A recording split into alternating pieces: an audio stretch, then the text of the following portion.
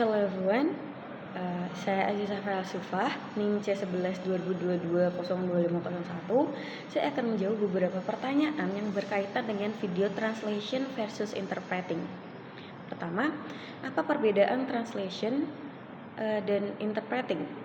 Translation berkaitan dengan proses membaca dan menulis, sedangkan interpreting berkaitan dengan proses mendengar dan berbicara.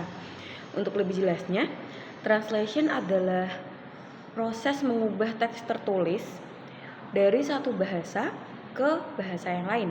Fokusnya pada akurasi dan waktu, karena penerjemah memiliki kesempatan untuk merevisi hasilnya. Lalu interpreting adalah proses mengubah ujaran lisan secara langsung dari satu bahasa ke bahasa yang lain. Ini dilakukan secara real time tanpa jeda sehingga menuntut kecepatan dan ketepatan yang tinggi. Lalu kedua, apa saja macam-macam interpreting? Yang pertama ada simultaneous interpreting, yaitu adalah di mana interpreter mendengarkan pembicara dan menerjemahkan secara bersamaan tanpa jeda. Contohnya adalah interpreting di acara konferensi ataupun di seminar. Lalu ada consecutive interpreting, itu ketika interpreter menunggu hingga pembicara selesai berbicara, kemudian menerjemahkan bagian tersebut. Contohnya adalah dalam pertemuan bisnis atau wawancara diplomatik. Lalu terakhir ada liaison interpreting, adalah ketika interpreter membantu komunikasi antara dua pihak dalam situasi informal atau bisnis. Contohnya adalah interpreting dalam kunjungan kerja atau pertemuan antar budaya. Lalu pertanyaan ketiga, orang seperti apa yang ingin menjadi interpreter?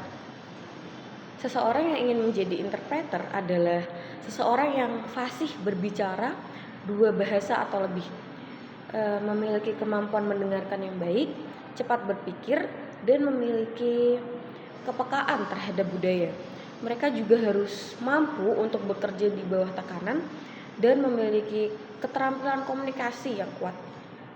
Lalu pertanyaan keempat, aspek lain dari interpreting.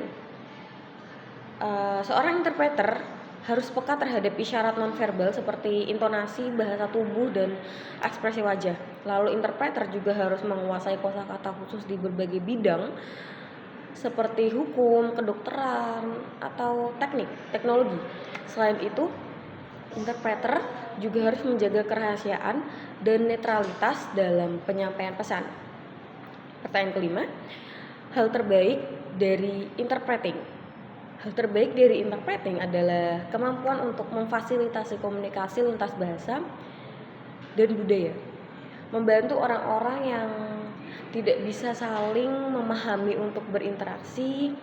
Ini memberi kepuasan besar, terutama ketika berhasil memecahkan hambatan dalam komunikasi. Dan pertanyaan terakhir adalah keuntungan lain. Apakah keuntungan lain dari interpreting? Interpreter sering bekerja di berbagai acara internasional yang memungkinkan mereka untuk membangun jaringan yang luas.